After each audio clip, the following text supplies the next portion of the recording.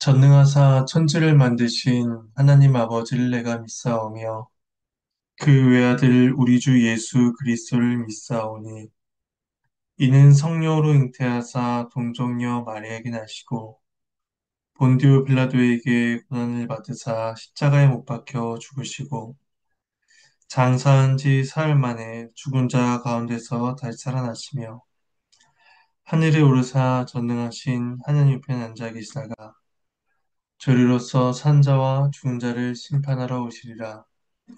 성령을 믿사오며 거룩한 공예와 성도가 서로 교통하는 것과 죄를 사해 주시는 것과 몸이 다시 사는 것과 영원히 사는 것을 믿사옵나이다.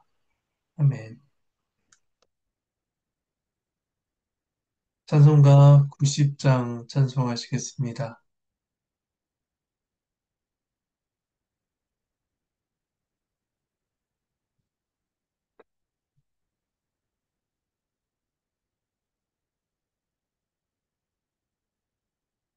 90장 1절과 3절 찬송하시겠습니다. 예, 찬송합니다.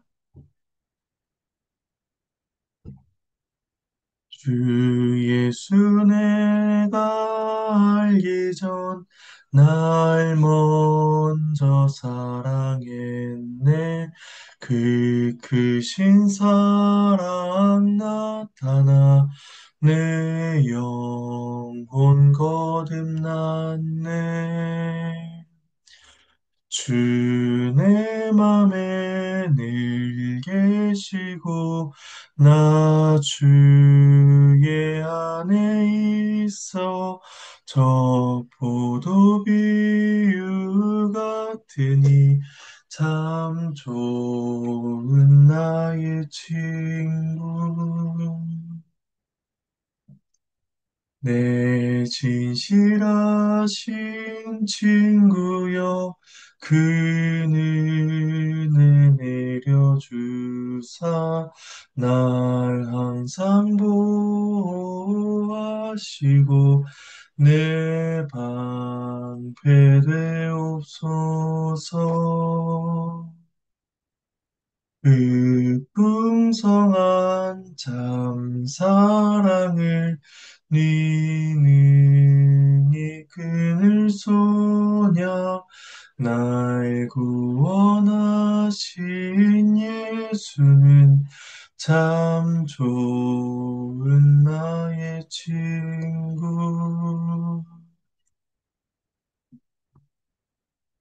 잠시 기도하시겠습니다. 대신 하나님의 은혜에 감사를 드립니다. 이 시간 스바냐 말씀을 함께 읽으며 주님의 뜻을 구합니다. 우리를 깨우쳐 주시고 주의 뜻을 분별하여 우리의 믿음과 삶에 적용하도록 도와주시옵소서. 감사를 드리옵고 이 모든 말씀 예수님의 이름으로 기도합니다. 예, 함께 보실 말씀은 스바냐 2장 4절에서 15절 말씀입니다. 스바냐 2장 4절에서 15절 말씀을 함께 나누겠습니다. 여호와의 날은 여호와의 진노가 시행되는 날입니다.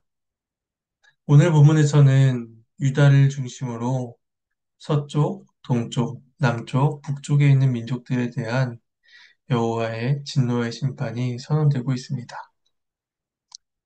특별히 이방인들이 심판을 받는 이유는 하나님과 또 이스라엘에게 행한 교만과 온갖 제약들 때문이었습니다. 하나님은 열방의 교만을 심판하실 것인데, 그런데 그 속에서도 그들을 구원하시는 그 은혜가 베풀어지는 것을 우리는 보게 됩니다.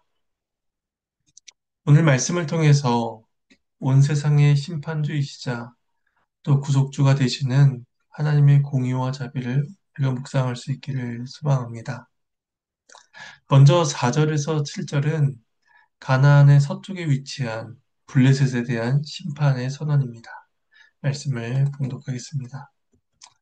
바사는 버림을 당하며 아스글론은 폐허가 되며 아스돗은 대낮에 쫓겨나며 에그로는 뽑히리라. 해변 주민 그의 족속에게 화 있을진저 블레셋 사람의 땅 가나아나 여호와의 말씀이 너희를 치나니 내가 너를 멸하여 주민이 없게 하리라. 해변은 풀밭이 되어 목자의 옷막과 양떼의 우리가 거기 있을 것이며 그 지경은 유다 족속의 남은 자에게로 돌아갈지라. 그들이 거기에서 양떼를 먹이고 저녁에는 아스글론 집들에 누우리니 이는 그들의 하나님 여호와가 그들을 보살피사 그들이 사로잡힘을 돌이킬 것입니다. 하나님의 말씀입니다.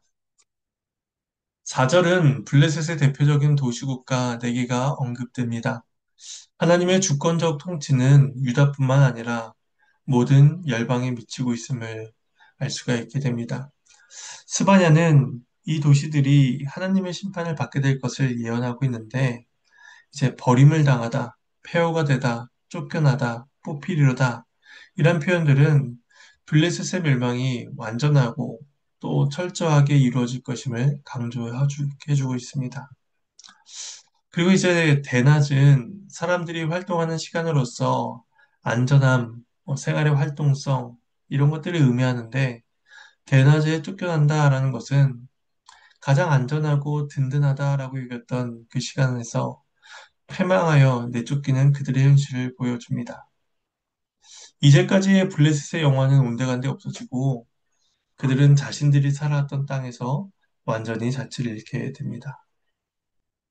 5절의 해변 주민 그의 족속이다라는 것은 블레셋을 가리킨 또 다른 표현입니다. 아마도 그들이 그레데라는 섬에서 이주해 와서 이제 블레셋이라는 나라를 이룬 것으로 보이고 그래서 그의 족속이다라고 불린 것으로 이제 봅니다. 하나님께서는 내가 너를 멸하여 주민이 없게 하리라 선언하시며 그 4절에서 말씀하신 그들에 대한 심판의 의지를 다시 한번 명확히 말씀하십니다. 그래서 그 결과 6절에서 사람들이 거하던 해안 평야 지역은 파괴되어 더 이상 사람들이 살지 않게 되는 것입니다.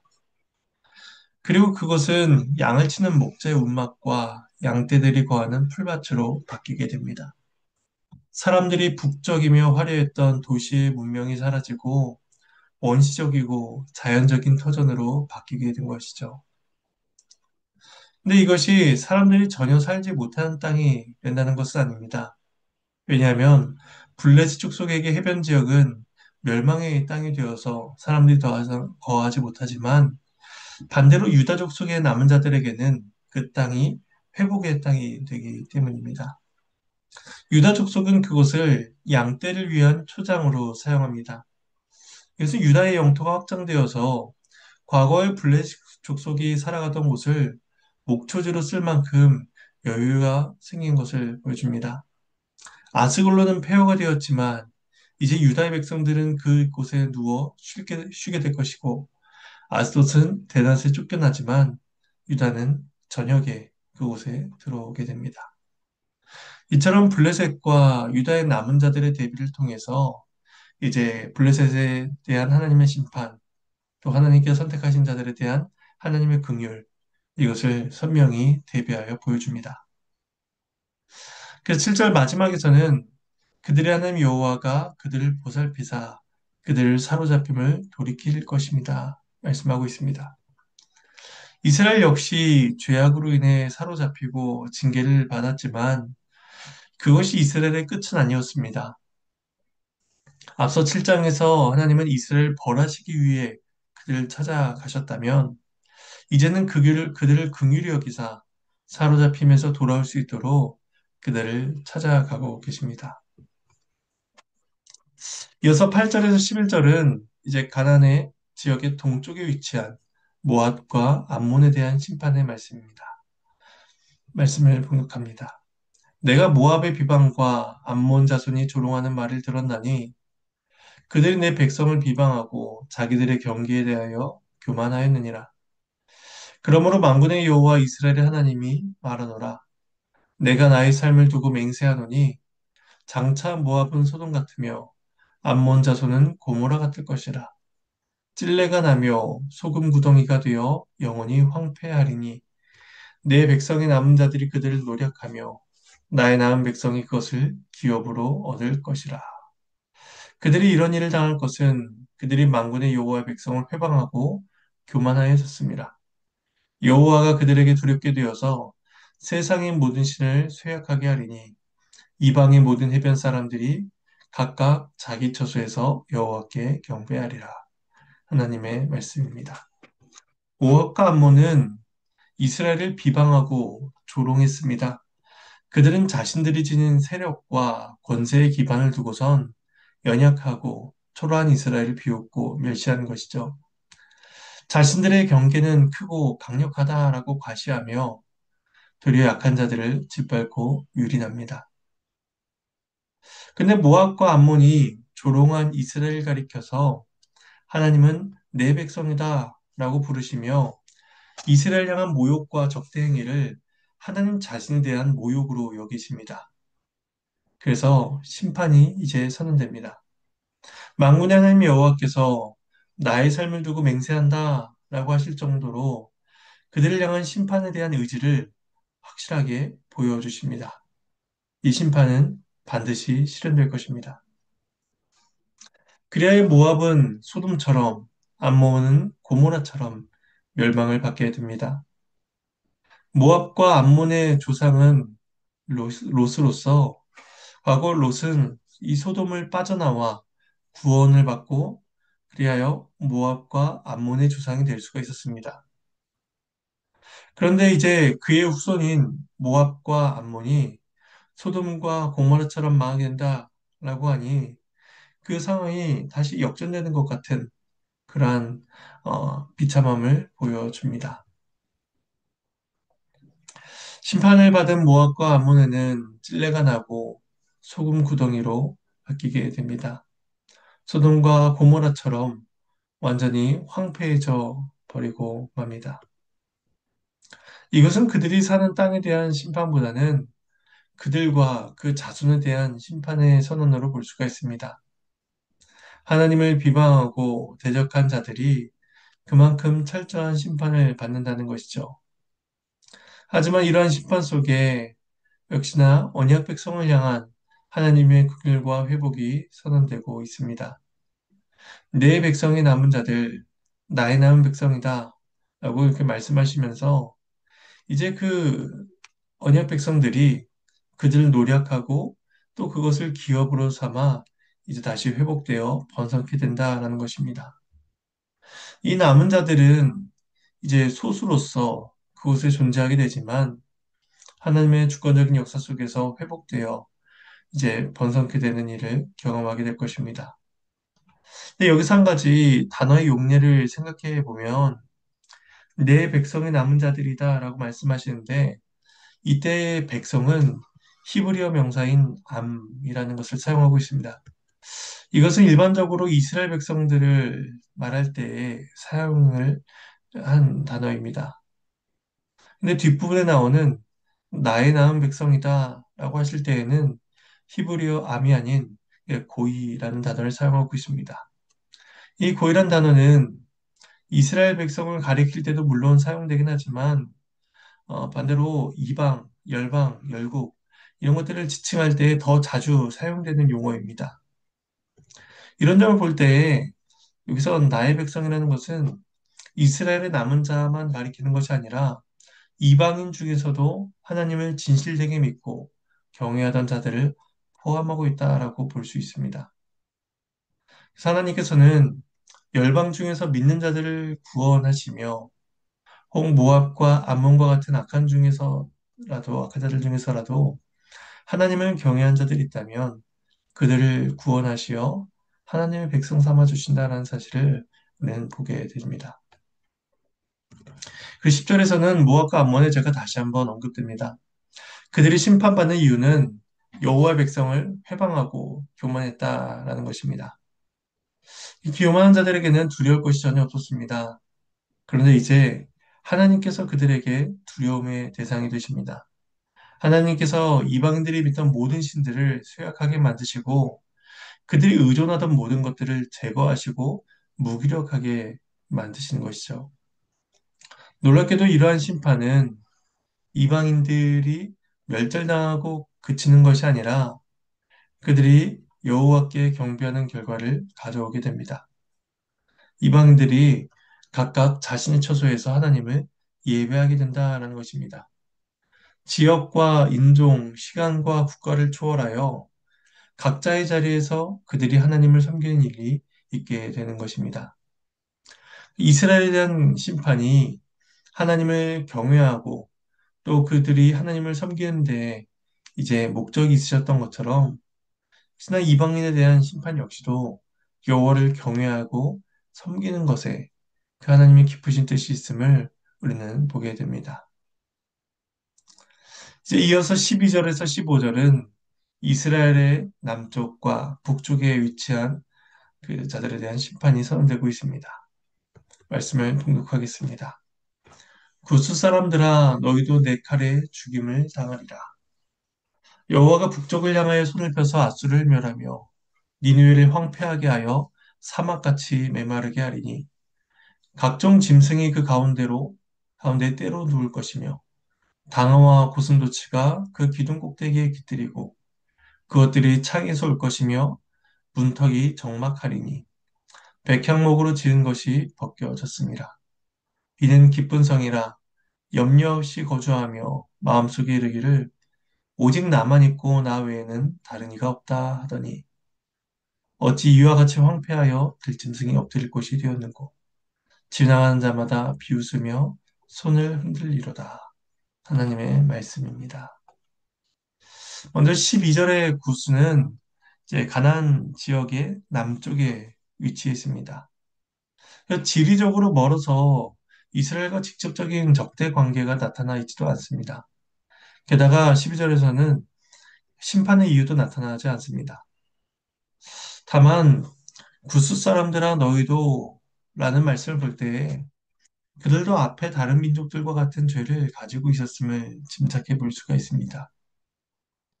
그리고 이스라엘의 남쪽을 이야기할 때 또 애굽을 말씀하기도 하는데 여기서 그 구스보다 더 가까운 지역에 있는 애굽을 언급하지 않고 더 멀리 있는 구스를 말씀하시고 있는 것은 하나님의 주권이 온 세상에 미치고 있음을 보여준다라고 할 수 있습니다. 하나님께서 모든 민족과 열방을 다스리시며 주권적인 통치를 행하고 계십니다.